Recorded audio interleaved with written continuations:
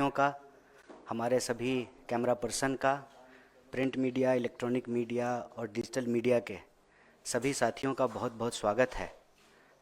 आज हम आपके बीच एक बहुत ही गंभीर विषय को लेकर प्रेस वार्ता करने के लिए आए हैं। आप तमाम साथियों ने देखा होगा कि पिछले कुछ दिनों से लगातार एक न्यूज़ रिपोर्ट हो रही है कि देश में अलग अलग तरह की जो कोचिंग संस्थान हैं, जो इंजीनियर बनाने का दावा करती है, डॉक्टर बनाने का दावा करती है, आईएएस आईपीएस बनाने का दावा करती है, वो विद्यार्थियों का और अभिभावकों का करोड़ों रुपया लेकर के फीस वसूल करके अचानक से गायब हो जा रहे हैं। मैं आपको एक बात याद दिलाना चाहता हूँ कि एक समय इस देश में ऐसा ही काम कुछ प्राइवेट बैंक किया करते थे। रोज़ शाम को उनके एजेंट जो है सब्जी बेचने वाले दुकानदार से, ठेला वाले, रिक्शा वाले, मिडिल क्लास नौकरी करने वाले लोगों के पैसे वसूलते थे और करोड़ों रुपया लेकर के अचानक से गायब हो जाते थे। जब भी इस तरह का कोई सिस्टमेटिक फेलियर होता है तो स्वाभाविक रूप से सरकार को उसकी जिम्मेवारी लेनी चाहिए। देश में जो आज शिक्षा व्यवस्था की हालत है वो बिल्कुल ठीक उसी तरह से है कि कबीर कहते हैं कि चलती चक्की देखकर दिया कबीरा रोए, दो पाटन के बीच में साबुत बचा ना कोई। सरकार और बाजार, इस दोनों के बीच में इस देश के विद्यार्थी और इस देश का भविष्य, इस देश का नागरिक पिसता जा रहा है। और ये सारा खेल शुरू उस लॉजिक से होता है कि शिक्षा इंसान बनाने के लिए नहीं, एक कमाऊ इंसान बनाने के लिए ली जानी चाहिए और दी जानी चाहिए। बाजार का जो तर्क है कि जिसमें मुनाफा नहीं है उसका अस्तित्व नहीं होना चाहिए। शिक्षा को जब मुनाफे के नजरिए से देखने लगे, उसका नतीजा ये हुआ कि सपना बेचा जाने लगा। अंधों के शहर में आईना बेचने का जो कारोबार है, सीट पता है कि 100 है, एग्जाम देने वाले 1 करोड़ हैं, तो हम उस 100 में पहुंच जाएं, उसकी होड़ और फिर उसका कारोबार। और ये 100 सीट क्यों है? क्योंकि सरकारी व्यवस्था जो है उसमें लगातार रोज बरोज गिरावट आई।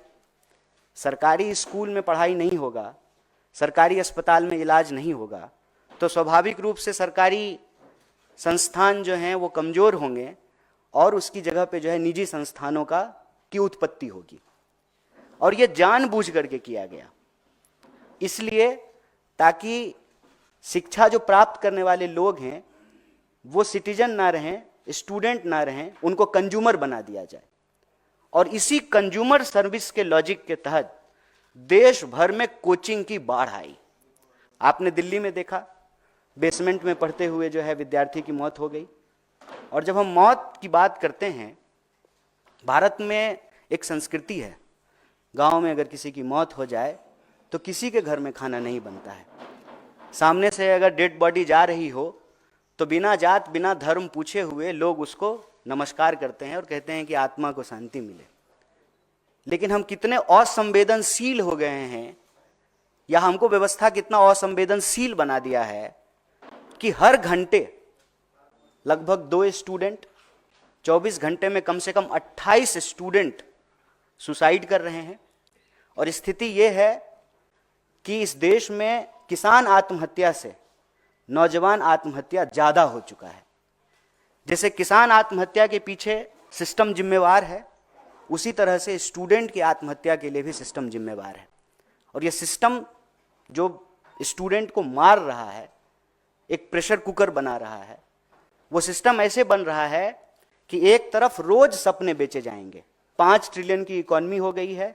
किसी एक इंसान का एग्जाम्पल ला करके सामने ये दिखाया जाएगा कि इसका पैकेज 1 करोड़ का है, और हर बच्चे को ये प्रेशर दिया जाएगा कि आप भी 1 करोड़ का पैकेज जो है प्राप्त कीजिए। कैसे प्राप्त करेंगे? सीट कितना है, कितना जो है एग्जाम हो रहा है, वैकेंसी कितनी है, free and fair transparent exam कितना होता है, रोजगार कितने उत्पन्न हो रहे हैं, इस पे कोई चर्चा नहीं होगी।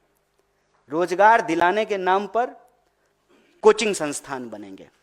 और लोगों की गाढ़ी कमाई, नौकरी करने वाले लोग उनकी सैलरी, किसान को उनके फसल से जो कमाई हुई है, जो मजदूर हैं जो रोज मजदूरी करते हैं, पेट काट करके अपने बच्चों को पढ़ा रहे हैं कि हम तो मजदूर हैं, हमारा बच्चा अच्छा इंजीनियर हो जाएगा, और अचानक रातों रात सैकड़ों दर्जनों संस्थान जो है वो बंद कर दिए जाएंगे।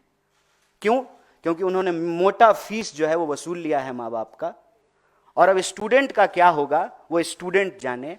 और आपने देखा अभी गोरखपुर की एक लड़की जेईई की तैयारी कर रही थी और एक बड़ा ही मार्मिक पत्र जो है अपने माँ बाप के नाम लिखा, उसने सुसाइड कर लिया। और ये कोई एक बात नहीं है, मैं कह रहा हूं कि जब 24 घंटे में 28, कम से कम 28 स्टूडेंट सुसाइड कर रहे हैं, मतलब हर घंटे घड़ी का कांटा जब एक बार चक्कर घुमाए तो एक स्टूडेंट कम से कम इस देश में, देश के किसी न किसी कोने में सुसाइड कर ले रहा है। ये एक गंभीर विषय है, सरकार को इसकी जिम्मेवारी लेनी चाहिए। और शिक्षा बाजार की और मुनाफे की वस्तु नहीं है। मैं आपको याद दिलाना चाहता हूं, अभी सीबीएसई का एग्जाम हो रहा है। सीबीएसई के एग्जाम और रिजल्ट के बाद बड़े पैमाने पे विद्यार्थी सुसाइड करते थे। यूपीए की सरकार ने यह फैसला लिया कि हम किसी को पास फेल नहीं करेंगे, हम ग्रेड देंगे। और हम सब जो पढ़ लिख लिए हैं, मैं पीएचडी कर लिया हूं, आप तमाम लोग जो है अलग अलग पढ़ाई कर लिए हैं, ये रेस कभी अंत होता है क्या? 10वां फर्स्ट डिवीजन पास कर लेंगे तो सब ठीक हो जाएगा, 12वीं फर्स्ट डिवीजन पास कर लेंगे तो सब ठीक हो जाएगा, पत्रकारिता में डिप्लोमा कर लेंगे तो सब ठीक हो जाएगा, इंजीनियरिंग की पढ़ाई कर लेंगे तो सब ठीक हो जाएगा। पीएचडी करके लोगों को नौकरी नहीं मिल रही है।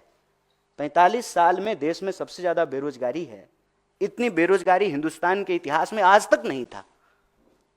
तो यह जो व्यवस्था, सरकार और बाजार, उसके बीच में इस देश का भविष्य जो पिस रहा है, उस पर सरकार को जो है एक रेगुलेशन लाना चाहिए और इस बात को इंश्योर करना चाहिए कि जितने रिक्त पद हैं ट्रांसपेरेंट तरीके से उस पर एग्जाम हो।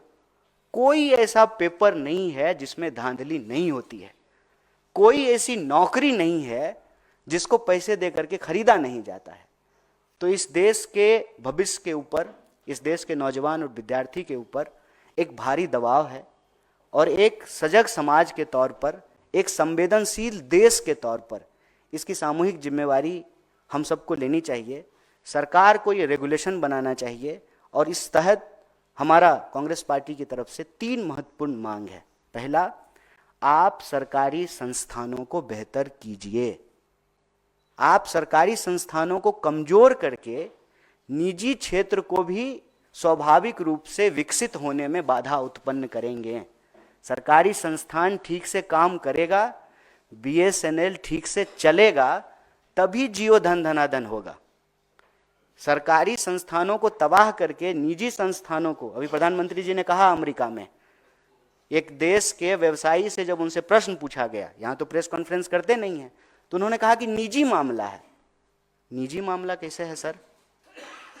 सरकारी संस्थाएं, सार्वजनिक क्षेत्र की चीजें ठीक से फंक्शन करेगी तभी निजी क्षेत्र की संस्थाएं और उसकी जो जिम्मेवारी है ठीक तरीके से उसका निर्वहन कर पाएंगे, पहला। और दूसरा कि इस देश में आईएएस बनाने का, इंजीनियर बनाने का, डॉक्टर बनाने का जो एक धंधा है, उसका एक रेगुलेशन होना बहुत जरूरी है। कहने का तात्पर्य यह है कि अगर कोई कोचिंग संस्थान विद्यार्थियों से और उसके अभिभावकों से पैसा वसूला है तो उसकी जिम्मेवारी है कि वो उस कोर्स को पूरा करे। अगर वो उस पे कोर्स को पूरा नहीं करते हैं तो एक तरह का स्कैम है, एक तरह का घोटाला है। सरकार को जो है यह अनियंत्रित जो व्यवसाय है लोगों को बेवकूफ बनाने का, उसको जो है नियंत्रित करना चाहिए। और तीसरा, जितने भी रिक्त पद हैं ट्रांसपेरेंट तरीके से उसको भरा जाए, उसके ऊपर जो है अच्छे से जो है एग्जाम हो और बेरोजगारी की समस्या को कम किया जाए, ताकि इस देश के जो भविष्य हैं, इस देश के जो नौजवान हैं, जो विद्यार्थी हैं, जो व्यवस्था में पिस रहे हैं, बाजार और सरकार की इस जो है खतरनाक मौत तक पहुंचाने वाली जो व्यवस्था है उसमें जो पिस रहे हैं, उससे उनको बचाया जा सके। इस विषय पे आप लोगों से बातचीत के लिए मैं यहाँ उपस्थित था। और अभी जब इस संबंधित आपका अगर कोई प्रश्न है तो उसका हम जवाब देंगे। बहुत बहुत धन्यवाद।